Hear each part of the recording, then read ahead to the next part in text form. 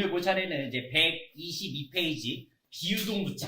자, 비유동 부채는 어차피 딱 3개. 3가지만 보시면 됩니다. 첫째, 벌써 그 중에서도 하나 거의 봤어요.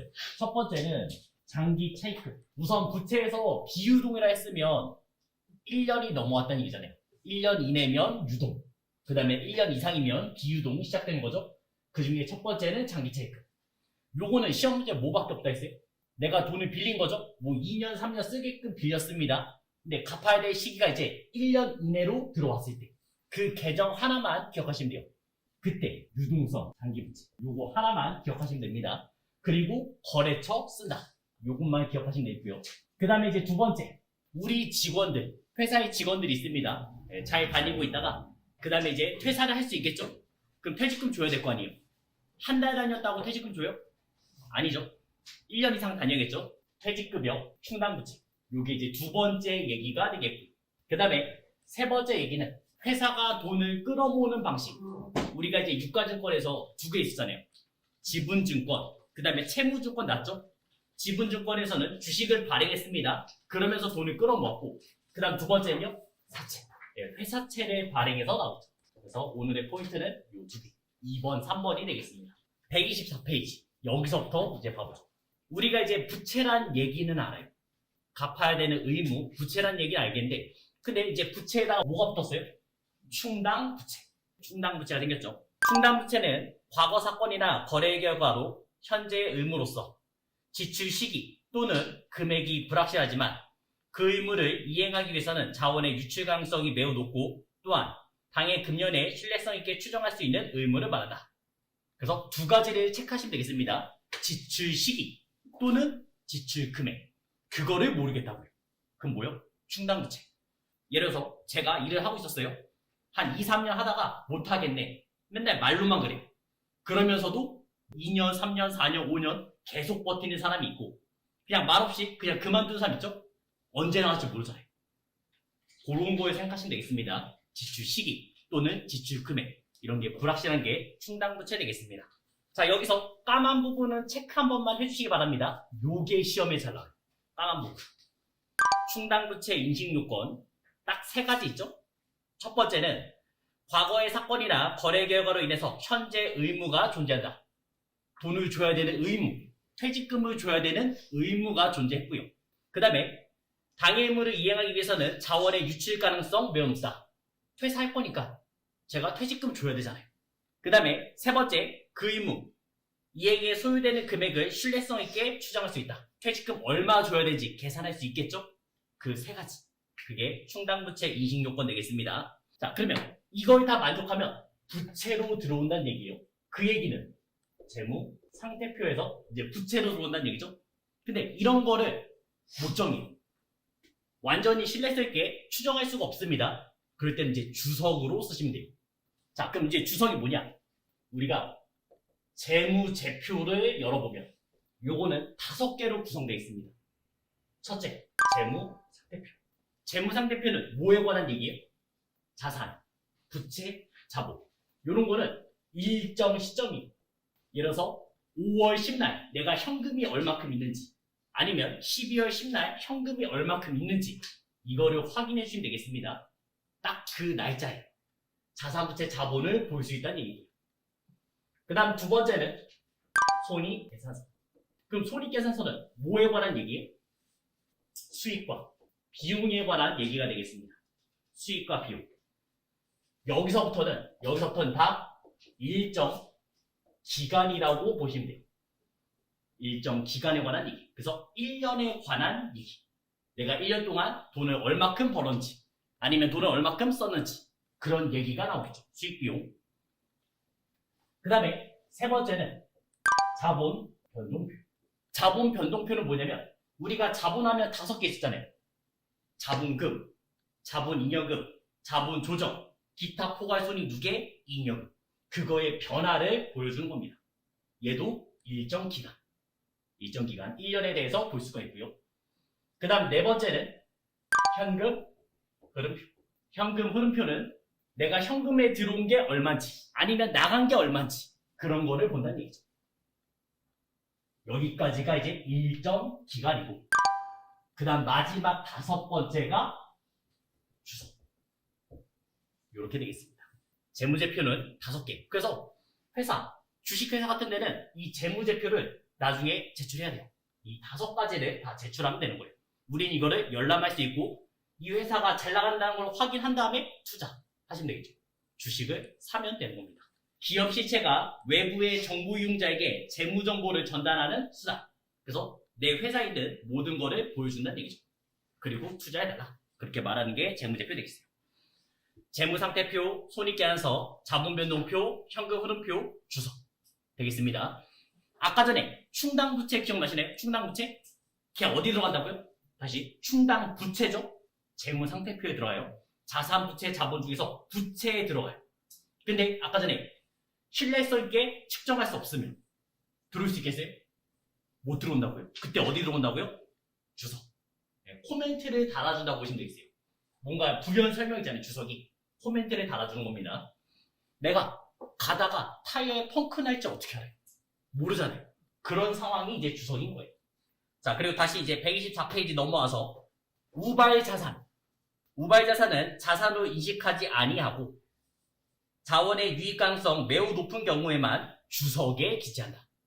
자원의 유익 가능성 있어요? 모른다고요. 우발적이잖아요. 이런 거는 알 수가 없기 때문에 재무상태표 자산에 넣을 수가 없다고 말한 겁니다. 그런 거는 주석에 돈 벌 가능성이 있다. 이렇게 말해준 거예요. 충당부채, 우발부채 물어보는 문제가 가끔 나옵니다. 좀 자주 내는 편이에요. 그래서 예제 한 번만 봐보시면 예제 확인해 보셨나요? 아까 전에 3가지의 충당부채 정의 있었죠? 그대로 나오죠? 과거의 사건이나 거래 결과로 현재 의무가 존재한다. 그 다음에 당해 의무를 이행하기 위해서는 자원의 유출 가능성이 높다. 그 의무 이행에 소요되는 금액을 신뢰성 있게 측정할 수 있다. 이런 게 이제 충당부채 조건이 되겠고, 그 다음에 4번에서는 우발부채. 이런 건 어디다 쓰라고요? 부채가 아닌 주석에 달아주시면 되겠습니다. 충당부채가 뭔지 한번 여기만 본 거예요. 그럼 이제 본격적인 얘기로 125페이지 보시면 퇴직급여 충당부채. 자, 요거는 우리가 예전에 했던 거랑 거의 비슷해요.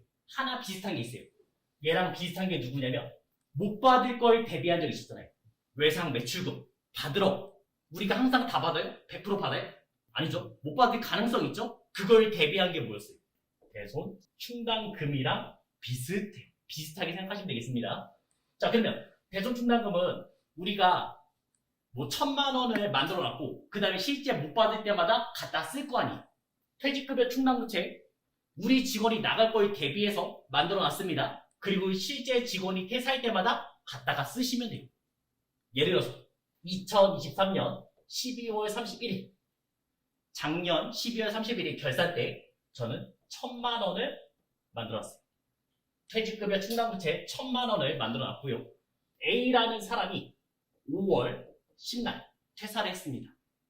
그리고 이 사람한테 이제 퇴직금 줘야겠죠? 퇴직금 700만 원. 이런 상황이 됐습니다. 내가 생각하는 범위 안에 있죠? 700만 원은? 그래서 없어지는 거죠. 부채가 없어지면 되겠죠. 차변에. 회계처리는 차변에 퇴직급여 충당부채 700만 원 날리시면 되겠고요. 그 다음에 퇴직금 줄 때 뭐 보통 예금 주면 되겠죠. 보통 예금으로 돈을 주시면 되겠습니다. 근데 다 줘요? 700만 원 다 줘요? 아니죠. 이것도 원천징수 합니다. 원천징수 했으면 계정이는 예수. 그래서 예수금이 있는 거예요. 그 다음에 보통 예금 나머지 다 주시면 되겠죠. 이런 식으로 회계 처리하시면 됩니다. 근데 보통 문제에서는 그냥 보통 예금만 나오고 끝나는 것도 많아요.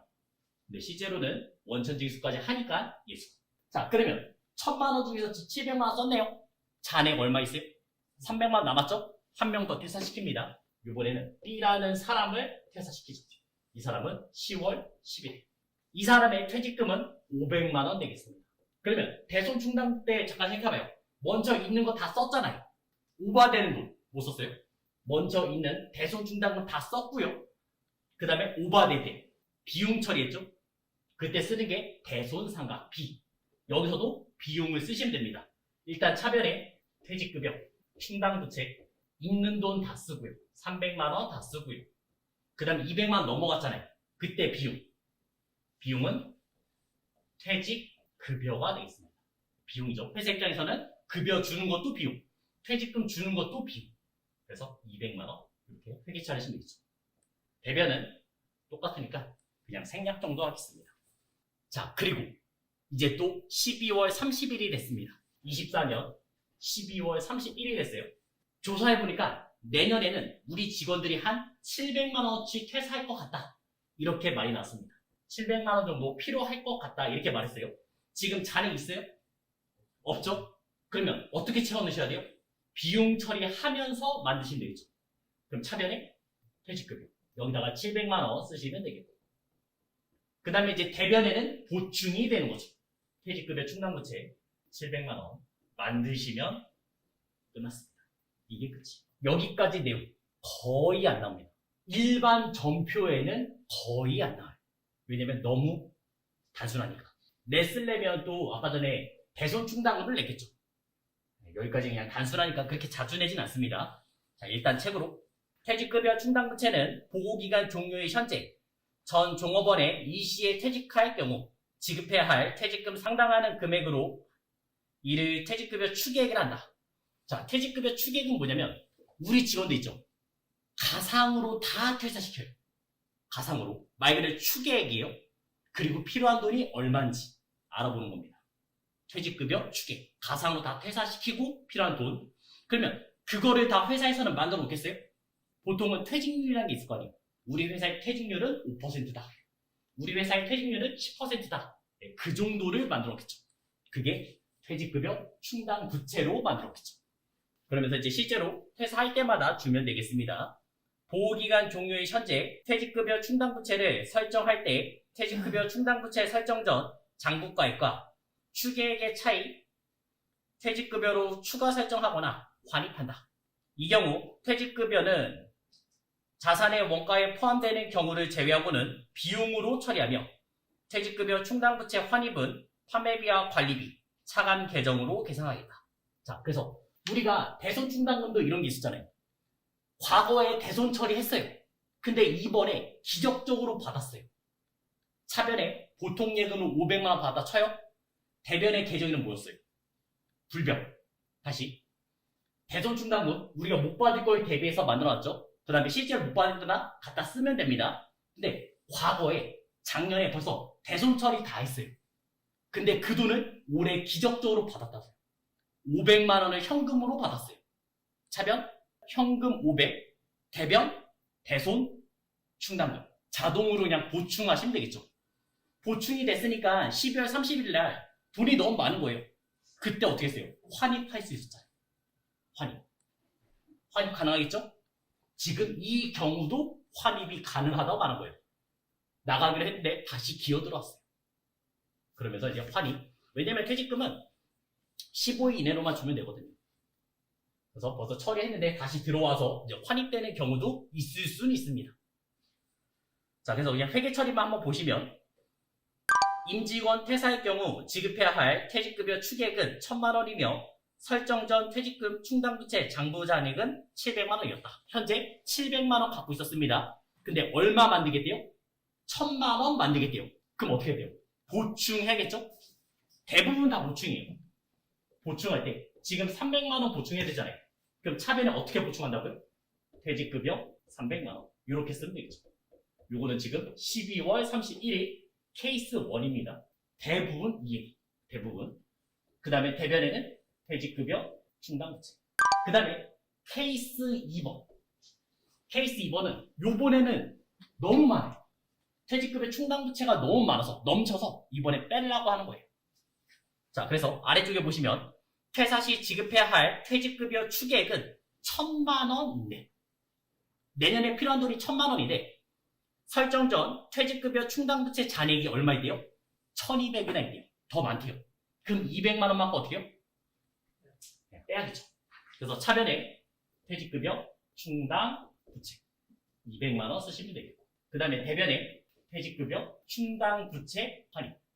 이번에 케이스는 솔직히 안 나와요. 얘는 나올 일은 없습니다. 대부분 보충.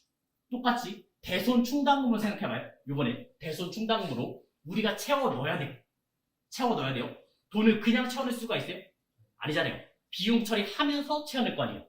차변에 대손 상각비 쓰면 되겠고, 그 다음에 대변에는 대손 충당금 쓰면 되겠죠. 요번에는 너무 많아요. 빼낼 겁니다. 그럼 차변에는 대손 충당금을 없애고, 많으니까 없애버리고, 그 다음 대변에는 대손 충당금 환입 받으시면 되겠죠. 그러니까 똑같다고 말한 거예요. 회계 처리 방법도 똑같고 뉘앙스도 비슷해요. 같이 기억하시면 되겠습니다. 그리고 이 문제가 나오면 자동 결산으로 나와요. 결산 문제 중 하나입니다. 결산 문제 유형이 두 가지가 있어요. 일단 한번 정리한 다음에 조금 이따가 설명할게요.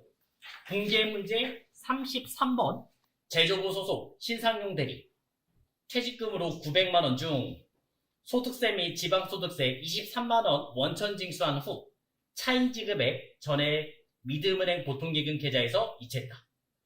퇴직급여 충당부채 잔액이 얼마 있어요? 500만 원. 부족하네요 이제. 그러면 일단 있는 거 다 써야죠. 차변에 퇴직급여 충당부채 500만 원 다 쓰시면 되겠고, 넘어가는 계정 이름 뭐요? 퇴직급여로 400만 원 쓰시면 되겠습니다. 자, 우리가 돈 줄 때 900만 원 다 준 거 아니죠? 원천 징수했죠? 계정 이름 예수금 23만 원 가면 되겠고, 그 다음 나머지 다 뭐로 줬어요? 보통기금. 보통으로 877만 원 주시면 끝났죠. 이렇게 나오겠습니다. 만약에 이 문제가 똑같은 문제가 일반 점표에 나왔어요. 지금처럼 가시면 됩니다. 단 지금은 그나마 쉽게 냈어요. 왜요? 퇴직급여 충당부채가 얼마라는 거를 줬잖아요. 근데 시험에서는 안 줄 수도 있어요. 직접 조회하라고 볼 수도 있어요. 그럼 우리는 찾아야 됩니다. 퇴직급여 충당부채 얼마 있는지를 찾으셔야 돼요. 만약에 이 날짜가 8월 5일이라면 계정별 원장 8월 5일 퇴직급여 충당부채 조회하시면 되겠어요. 조회해서 얼마 있는지 갖다 쓰고 지금처럼 회계 처리하시면 되겠습니다. 어렵게 되면 이 정도까지는 나와요. 퇴직급여 충당부채를 직접 찾아라. 장부를 조회하라 했을 때 어디요? 계정별 원장. 그리고 이런 거 조회하는 거는 우리 시험 오늘 시험지 다 드렸죠? 마지막 문제. 마지막 문제 되겠습니다. 그러면 아까 전에 퇴직급여 충당부채 대손 충당금은 다 몇 월 며칠에 보충하고 있어요. 12월 30일. 그래서 결산 문제랑 연관이 됩니다. 자, 이 결산 문제 간단하게만 얘기하고 또 가보죠. 저희 시험에서는 결산 문제가 3문제 나옵니다. 3문제. 스타일이 2개밖에 없어요. 첫째, 수도. 우리가 12월 30일에 가서 일반 조표 12월 30일에 가서 직접 회계 처리하시면 되겠어요. 보통 어떤 얘기냐? 단기 매매지권이 2만 원 증가했다. 단기 매매지권이 2만 원 떨어졌다. 이런 얘기. 아니면 현금과 부족 5만 원 남아있다. 지워야 되니까 다 수동인 얘기. 그리고 자동. 이 자동은 문제 케이스가 5개밖에 없어요. 그리고 얘는 들어가는 위치가 다릅니다. 결산, 자료, 입력이라는 부분에 가시면 돼요. 좀 이따가 실무할 때 보여드릴게요. 오른쪽 맨 위에 있어요. 결산 자료 입력에 가신 다음에 1월 1일부터 12월 31일까지를 조회하시면 돼요. 엔터 누르시면 알아서 조회돼요. 그리고 이제 5개 유형. 첫째, 상품, 제품, 원재료가 기말에 얼마큼 남아있다. 그거를 그냥 쓰기만 하면 돼요. 기말에 얼마큼 남아있는지를 줄 겁니다. 그거를 쓰기만 하면 끝. 그리고 이 자동은 보너스예요. 웬만해서는 안 틀려요. 틀릴 수 없게 만듭니다. 그 다음에 두 번째는 우리가 못 받을 걸 대비한 대손충당금 얘기. 대손충당금 자동이에요. 그래서 얘는 어떻게 문제지냐? 이렇게 줘요. 매출 채권의 1%를 만들겠다. 예를 들어서 문제를 이렇게. 매출 채권의 1% 만들겠다. 그럼 우리 매출 채권 하면 뭐뭐 있어요? 받을 권리잖아요. 뭐뭐 있어요? 외상 매출금 받으러. 네, 거기서 그냥 1%만 만드시면 되겠습니다. 자동으로 만들어져요. 그리고 나머지 필요 없는 거는 지우시면 돼요. 스페이스바로. 지우시면 돼요.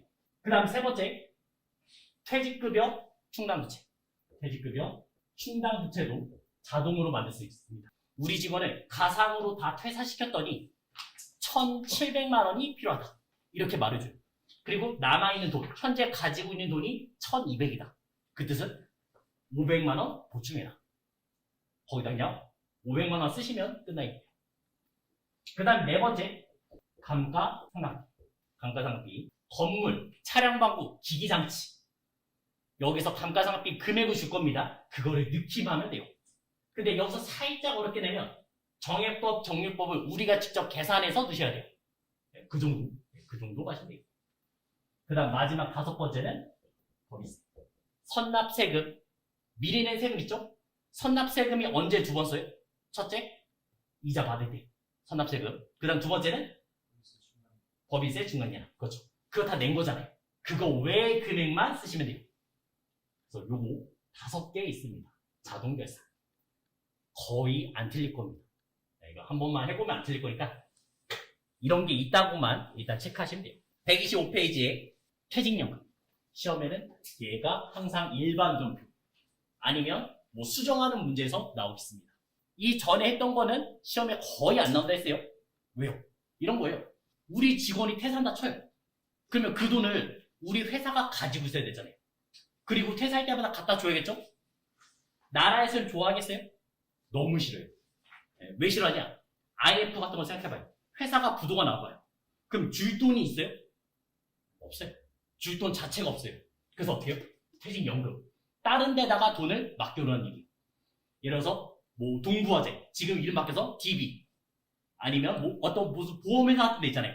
그런 데 돈을 맡겨놓고 연금으로 타기금 만드는 방식. 다 요걸로 나오겠습니다. 퇴직연금. 그래서 여기 부분은 상당히 중요합니다. 퇴직연금은 딱 2개. 확정, 기여형이 있고요. 확정, 급여형이 있는데 요 2가지만 구별할 수 있으면 끝납니다. 확정 기여형, 확정 급여형. 자, 일단 책을 좀 더 보고 이제 얘기를 할게요. 확정 기여형 퇴직연금 제도, DC, 컨트리뷰트에서 이제 기여하다. 그런 얘기라고 보시면 되고요. 확정 기여형 퇴직연금은 종업원의 책임과 권한을 갖고 적립금을 운용하는 연봉제 퇴직금 제도다. 적립금은 단기 비용 처리하며 결산 시 퇴직급여 충당부채 또는 퇴직연금 충당부채를 인식하지 않는다. 해당 퇴직급여를 자산의 원가에 포함되는 경우 그런 거를 제외하고는 비용으로 인식하며 보호기한 종료일 이미 납부한 기여금 차감한 미적립금의 부채로 인식한다. 좀 복잡하죠? 확정급여형은 DB, 베네핏 이렇게 생각하시면 되고요. 확정급여형 퇴직연금은 기업의 책임과 권한을 갖고 적립금을 운용하는 누적제 퇴직연금 제도다. 적립금은 퇴직연금 운용자산으로 처리하고 퇴직급여 충당부채 차감하는 형태로 재무상태표에 공시된다. 퇴직연금 운용자산이 퇴직급여 충당부채와 퇴직연금 미지급금액의 합계액을 초과하는 경우 그 초과액을 투자자산 과목으로 표시한다. 퇴직연금 불입문의 운용수익 또는 손실이 발생하며 원본에 전입되어 당기 손익, 영업의 손익으로 처리한다. 더 모르겠죠? 이렇게 말하면? 자, 간단하게 이렇게 말할게요. 책임을 누가 지냐에 따라서 갈리는 거예요. 책임을 누가 지냐. 확정 기여형은 이 책임, 종업원이 집니다. 종업원. 쉽게 말해서 아까 전에 맡긴다면요. 그러면 그 상품을 종업원이 고른다 생각하시면 되겠어요. 네가 선택해서 골랐으니까 네 책임. 요렇게 가는 거고요. 그 다음에 확정급여형은 요거는 책임을 회사가 집니다. 상황은 3개. 상황은 3개밖에 없는데 시험제는 보통 1번이 90% 이상 나와요.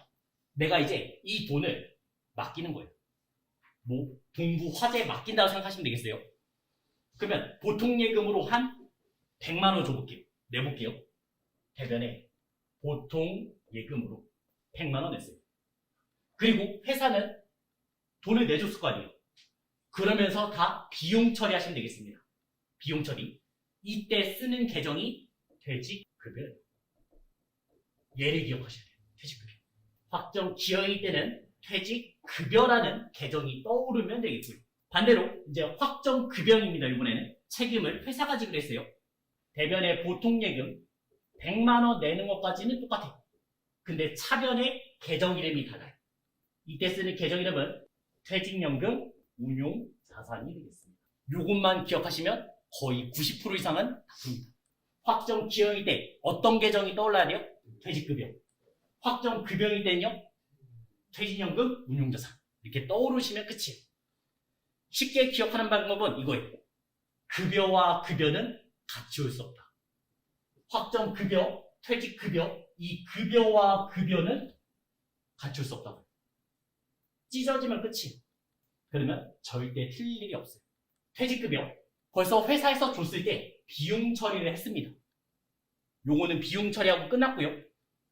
그 다음에 퇴직연금 운용자산은 얘는 이름에 뭐라고 써있어요? 자산. 실제 자산 아닙니다. 실제 자산 아니에요. 근데 자산처럼 차변에 있다고 생각하는 게 제일 쉬워요. 자, 그럼 또 물어보죠. 우리가 외상매출금 있죠? 그거를 못 받을 걸 대비하는 게 뭐였어요? 대손충당금이었잖아요. 대손충당금 차변했어요? 대변했어요? 기본적인 자리. 그 외상매출금의 차감적 계정이에요. 그래서 원래 위치는 차변에 가로로 있는 거고 우리는 보기 편하게 그냥 대변에 써놓은 겁니다. 퇴직연금 운용자산 얘는 아까 전에 우리 직원이 나갈 거를 대비한 게 뭐였어요? 퇴직급여 충당 부채였죠?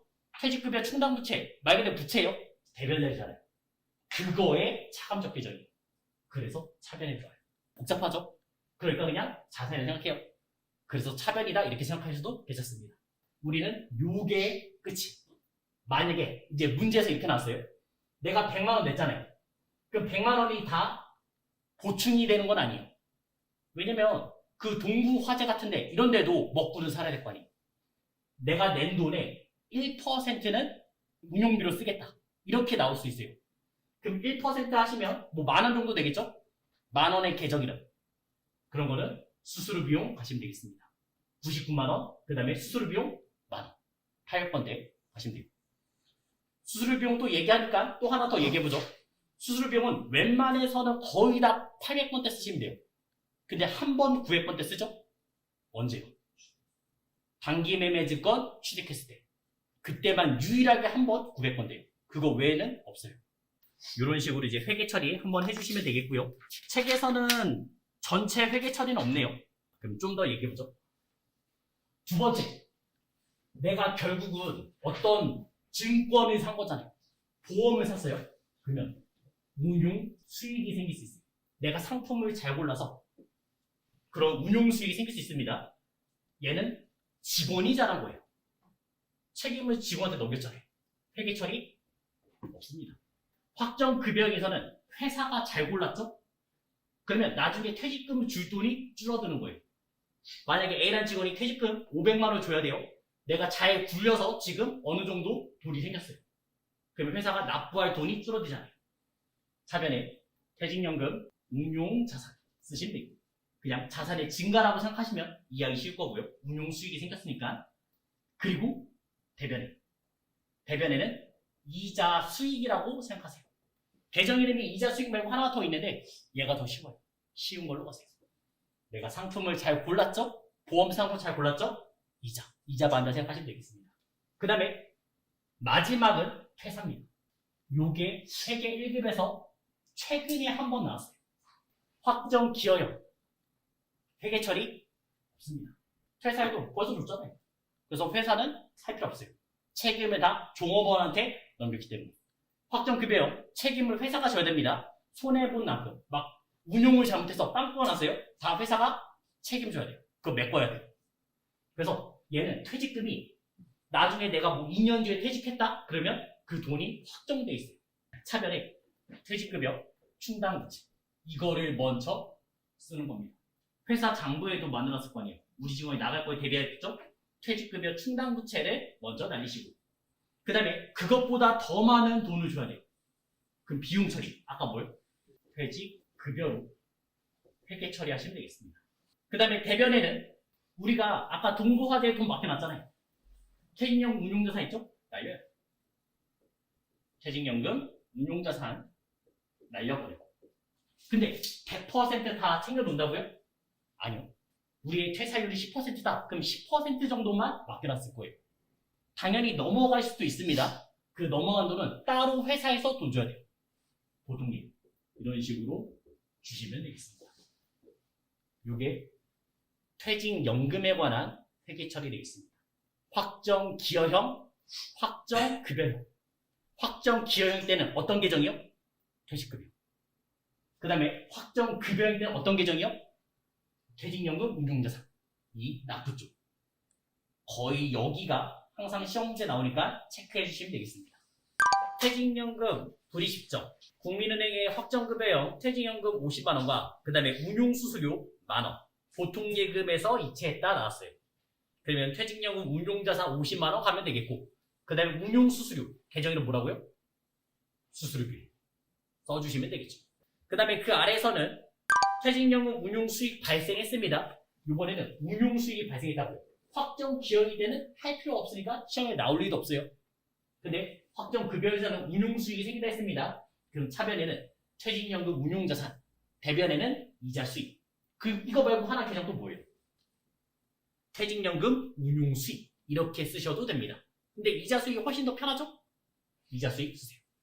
그 다음에 세 번째, 퇴직자의 퇴직금 지급 시 퇴직급여 충당부채 상계 처리하고 퇴직급여 충당부채 부족 시 그때는 퇴직급여라는 비용을 쳐주시면 되겠습니다. 문제에서는 영업부 박두천 확정급여형 퇴직연금에 가입했고요. 불입한 금액 중 퇴직금 전에 500만원 인출해서 지급했다. 퇴직금 원천징수는 고려하지 않으며 퇴직급여 충당부채 잔액은 없다. 있으면 먼저 쓰고 그 다음에 넘어가는 거면은 퇴직급여 쓰면 되겠죠? 근데 지금은 퇴직급여 충당부채가 없으니까 다 퇴직급여. 요걸로 회계 처리해달라 이렇게 말한 겁니다. 그러면 이제 퇴직급여 충당부채 2번 케이스 끝났습니다. 비유동부채, 장기차입금, 그 다음에 퇴직급여 충당부채 끝났다. 이제 마지막 얘기, 사채 남았습니다. 사채는 122페이지, 회계 1급에서 제일 어려운 문제는 사채예요. 사채 얘기는 시험에서는 그렇게까지 많이 나오지 않고요. 그 다음에 나오는 포인트도 거의 정해져 있어요. 일단 설명 먼저 하고 가겠습니다. 사채는 기업의 거액의 비교적 장기간 사용하기 위해서 일반 투자로부터 집단적, 공개적으로 자금을 차용하고 그 증거로서 발행하는 유가증권을 말한다. 회사에서 돈을 끌어모으는 방식. 지분증권, 채무증권, 그 중에서도 채무증권, 사채가 되겠죠. 그래서 우리 이렇게 했잖아요. 이게 만약에 재무상태표라면 부채, 그 다음에 여기 자본이 있었죠. 그 다음에 차변에는 자산이 있었고요. 이 대변 자리가 뜻하는 게 다 뭐였어요? 돈을 어떻게 끌어왔냐. 자금의 조달이. 그 다음에 차변 자리는, 자산 자리는 그 돈을 어떻게 썼냐. 자금의 운용 되겠습니다. 자금의 운용. 자금의 조달, 자금의 운용. 네, 이렇게 표현합니다. 자, 사채의 발행금액. 사채의 발행금액은 사채의 미래 현금 흐름을 사채의 현재의 시장 이자율, 유효 이자율, 이제 등장했어요. 시장 이자율, 유효 이자율로 할인한 현재 가치로 계산된다. 자, 그 얘기는 뭐냐면 간단히 생각해서 이렇게 생각하세요. 1,000만 원. 현재 1,000만 원이 내년에도 1,000만 원의 가치가 있어요. 어차피 점점 떨어집니다.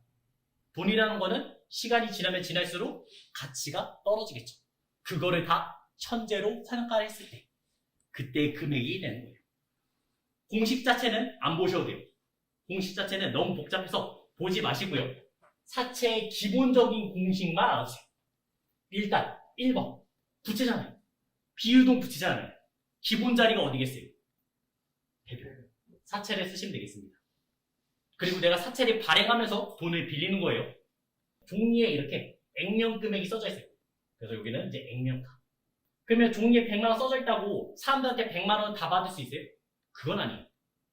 그래서 저희 차변 자리 이제 실제로 사람들한테 돈을 받을 겁니다. 빌릴 거예요.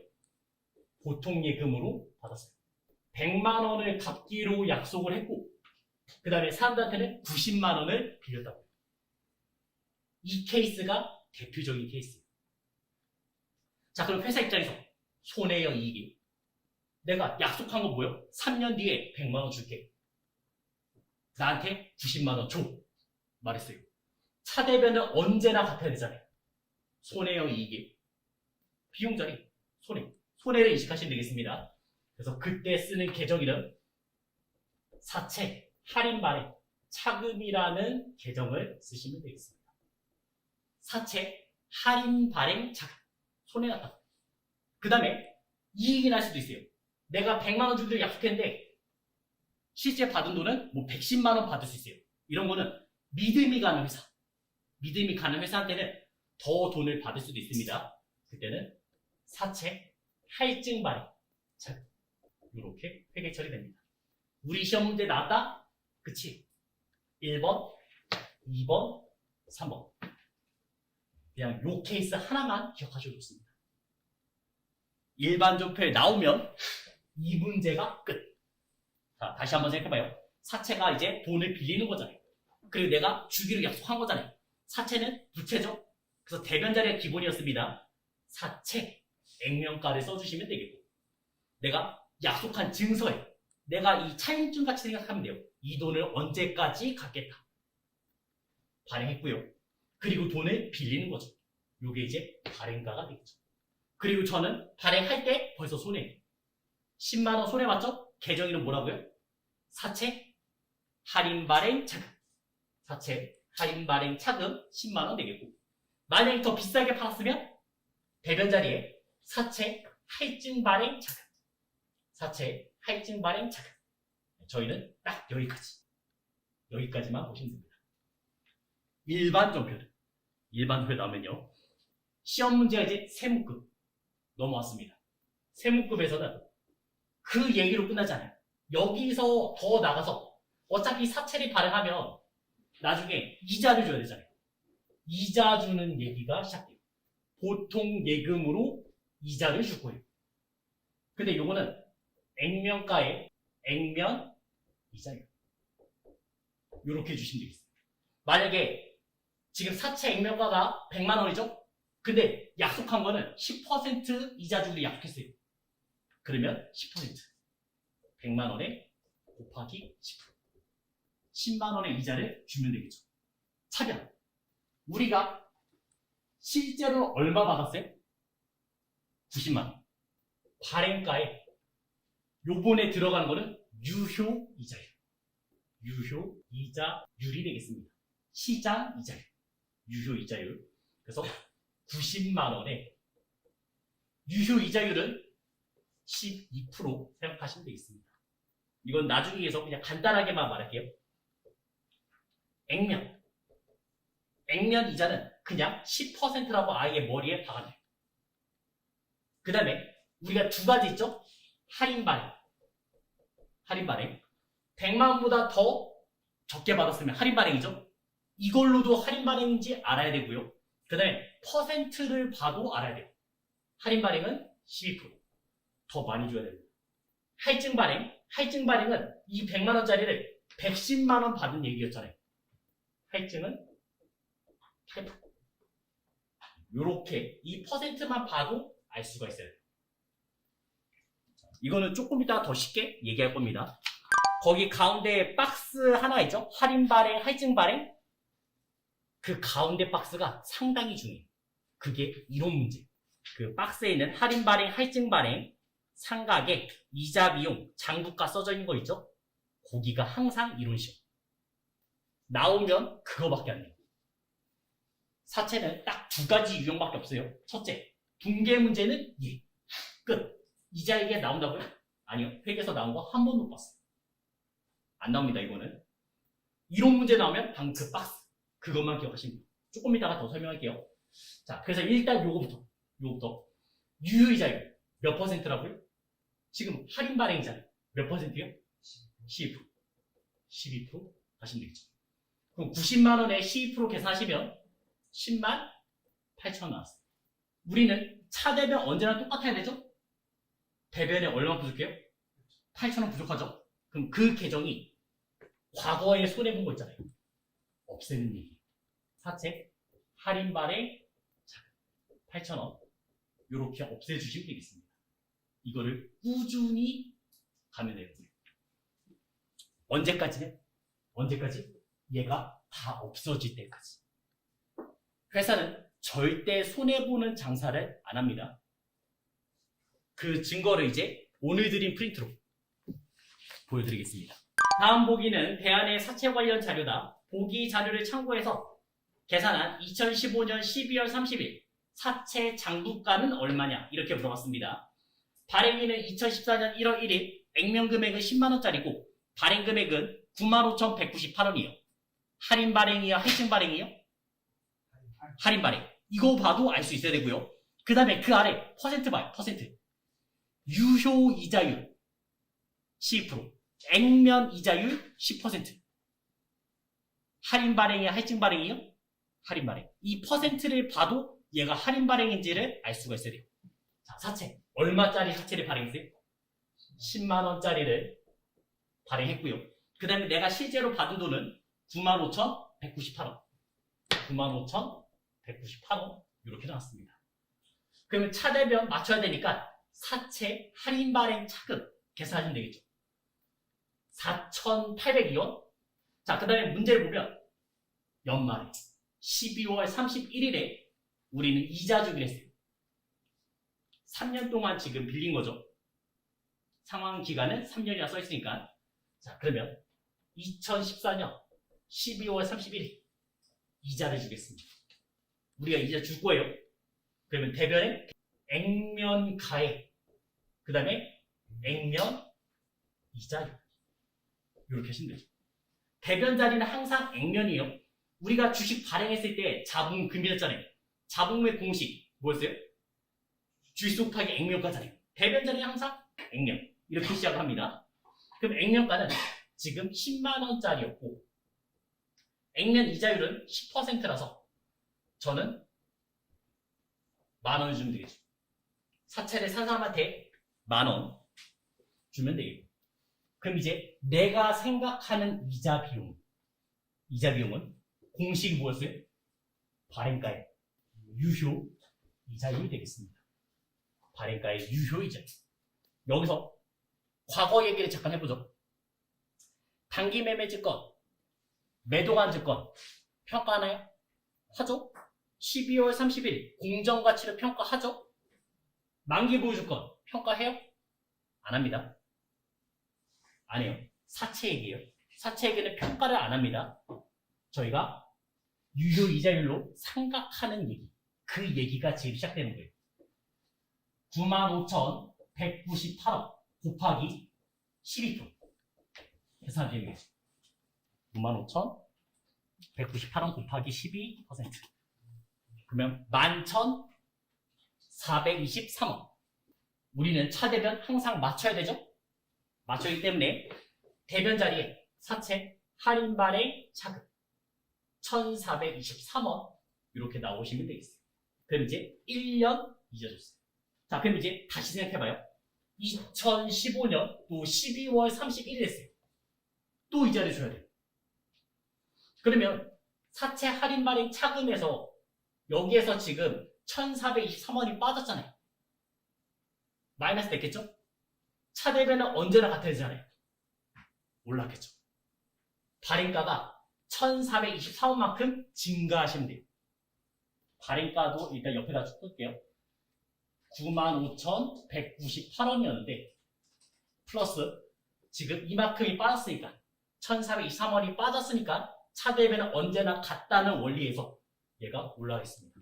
96,621이요. 이자 주는 얘기. 어차피 대변 자리는 변함이 없어요. 액면과 액면이자를 절대 바뀔 수가 없어요. 그래서 보통 예금으로 만원 똑같이 하시면 되겠죠. 액면가 10만원, 그 다음에 액면이자 10%에서 만원 변함이 없고요.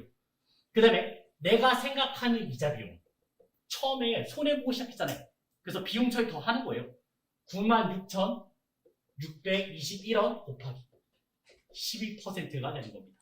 96,621원 곱하기 12%. 계산하시면 11,594원. 차대변 맞춰야겠죠? 그러면 사채 할인 발행 차금 1,594원 해주시면 되겠죠. 그럼 또 빠졌죠. 플러스 1,594원. 계산하시면 98,125원 나오시면 되겠죠. 마지막 3년짜리 16년 12월 31일 했습니다. 그래서 대변 자리는 보통 예금 이건 바뀔 수 없다 했어요. 액면가의 액면 이자율 바뀔 수가 없고요. 그 다음 내가 생각하는 이자 비용 공식 발행가 곱하기 유효 이자율. 발행가는 지금 98,215원 된 거죠. 98,215원. 곱하기 12% 계산하시면 되겠죠. 98,215원 곱하기 12% 11,785원 11,785원 차대변 또 맞춰야 되죠? 그럼 대변이 얼마예요? 사채 할인 발행 차금 1,785원 플러스 1,785원 하시면 얼마나? 10만 원이 나옵니다. 다시 회사는 절대 손해보는 장사 안 됐습니다. 처음에 손해처럼 생각했지만 사채가 끝나면 어떻게 돼요? 원금 똑같아져요. 왜 느낌이 어렵냐? 이런 거예요. 우리의 생활 방식은 이거예요. 내가 만약에 지금 1,000만 원이 있어요. 이자는 10% 준대요. 그럼 1년 뒤에 1,000만 원에 10%에 100만 원 받으면 되겠죠? 그런 식의 우리의 방식이에요. 근데 사채는 과거에 1,000만 원이 되려면 지금 얼마? 반대예요. 그래서 계산이 조금 더 복잡한 거예요. 잘 생각해봐요. 우리가 뭐 예금에 적금 넣었잖아요. 그럼 지금부터 넣어서 이자가 얼마인지가 계산하잖아요. 앞으로 가는 방식이라면 사채는요. 미래를 본다고요. 3년 뒤를. 그리고 그 돈이 되려면 지금 얼마야 되냐. 반대로 가서 복잡한 것뿐이에요. 95,198원은 3년 뒤에 10만 원이라고 생각하시면 되겠어요. 이자 주는 얘기는 이 정도만 보시면 되고 결론은 이거예요. 이 그림은 잘 기억하세요. 액면. 우리가 100만 원이라고 쳐요. 할인 발행은 지금 90만 원. 그 다음에 할증하면 이제 110만 원. 이렇게 시작하겠죠. 액면. 원래 금액은 100만 원. 그 다음에 할인 발행, 할증 발행. 여기다 그려놨습니다. 3년 뒤는 어떻게 해야 된다고요? 만기 됐을 때는 액면이랑 만나야 돼요. 이렇게 만나야 돼요. 이렇게. 이 그림을 기억하면 끝이. 자, 액면. 이자 얼마 주겠어요? 10% 주기로 했죠? 그러면 90만 원이 100만 원까지 치고 올라가야 되잖아요. 이자를 적게 줘야겠어요? 많이 줘야겠어요? 많이 줘야겠죠. 많이 줘야지만 100만 원까지 올라갈 거 아니에요. 12%가 되는 거고. 그 다음에 할증 발행은 110만 원 시작했습니다. 근데 점점점 떨어져서 100만 원까지 내려와야 되잖아요. 그럼 이자를 얘보다 10%보다는 낮게 줘야지. 그래서 8%. 할인 발행하면 이자를 더 많이 주고 할증 발행하면 이자를 더 적게 주고. 첫 번째 얘기가 끝났어요. 아까 전에 123페이지에 표 있었죠? 표? 이자 비용을 봐보세요. 이자 비용.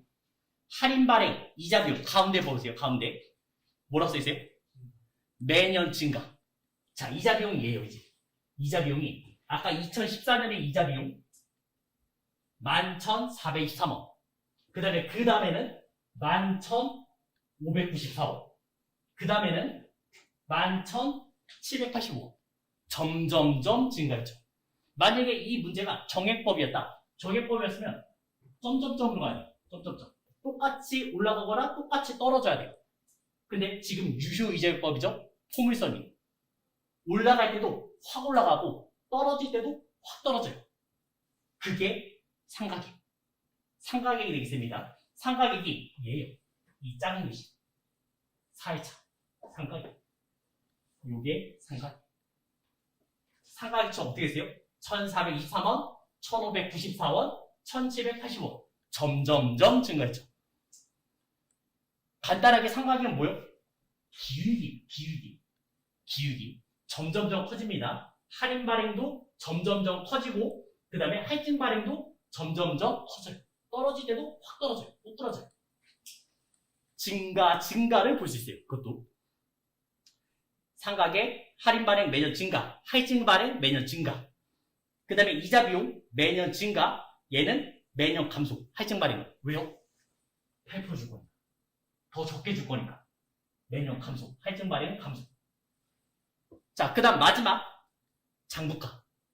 장부가는 이었습니다. 내 장부에 써져 있는 가격 95,198원, 96,621원, 98,215원, 그 다음에 만기되면 10만원. 어떻게 돼요?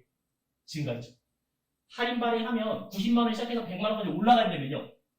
장부의 가격이 올라가야 되겠고, 그 반대로 할증 발행은요. 110만원에 시작해서 100만원까지 떨어져야 되잖아요. 감소가 되겠죠. 그래서 이 표 자체를 외워두셔야 돼요. 근데 외울 필요 있어요? 이 그림 하나만 이해하면 그치? 이 그림 하나. 액면, 할인, 할증. 근데 만기가 되면 어떻게 한다고요? 한 점에서 만나야 된다고. 액면에서 만들어야 된다고. 만나야 돼요. 사채 부분이 회계에서는 제일 어렵습니다. 원래 이거 말고도 더 있어요. 더인데 저희는 이게 끝이에요. 이 정도에서 끝내시면 돼요. 더는 안 갑니다. 자, 하나만 더 체크. 123페이지에 보시면 사채 발행비. 사채 발행비라는 것도 있어요. 왜냐면 우리가 증서를 줘야 되잖아요. 내가 언제까지 이 돈을 갚겠다. 그런 증서를 줘야 될 거 아니에요. 그러면 우리가 증서를 만드는 종이 필요하고요. 재세원가금 들 겁니다. 비용이 든다고요. 비용 처리해요? 수술 비용 써요? 안 써요. 수술 비용은 누구 하나밖에 없다고요? 단기 매매 딱 하나밖에 없어요. 그거 외의 비용은 안 나와요. 그러니까 내가 돈을 빌리는 얘기잖아요. 이 돈에서 차감하고 받으시면 돼요. 재세원가금, 수술 비용 막 돈 들긴 들 거예요. 왜냐면 증서를 만들어서 줘야 되니까 이 보통 예금에서 1,000원을 빼고 94,198원 받으면 된다고. 자, 사채 발행비는 사채를 발행할 때 발생되는 인쇄비, 수수료 등 비용을 말하며 사채 발행가액에서 차감한다. 사채 발행가에서 차감한다. 기억하시기 바랍니다. 얘는 사채 발행가의 차감이에요. 자, 그러면 하나가 더 나와요. 하나. 사채 할인 발행 차금. 액면가에서 차감한다. 자, 아까 사채 발행비 어디서 차감해요? 발행가에서 차감하는 거고, 사채 할인 발행 차금요? 액면가에서 차감한다. 끝. 그러면 이런 문제 다 풀 수 있어요. 예제 문제. 바로 아래에 있는 예제 문제. 1번이죠. 상가기금은 둘 다 뭐예요? 증가. 상가기금 둘 다 증가입니다. 그 다음에 2번에서 사채 할인 발행 차금은 얘잖아요. 사채 할인 차금. 얘는 액면가에서 차감했고, 사채 발행비는요, 발행가에서 차감한다. 이것만 구별 잘하면 다 풉니다. 인쇄비 수수료, 사채 발행 비용은 사채 발행가액에서 차감한다. 그게 3번 보기였습니다. 2번, 3번을 구별할 수 있으면 끝나고요. 사채 할인 발행 차금은 유효이자법으로 상각하고 그 금액은 사채 이자에 포함하겠다. 그래서 1번 되겠습니다.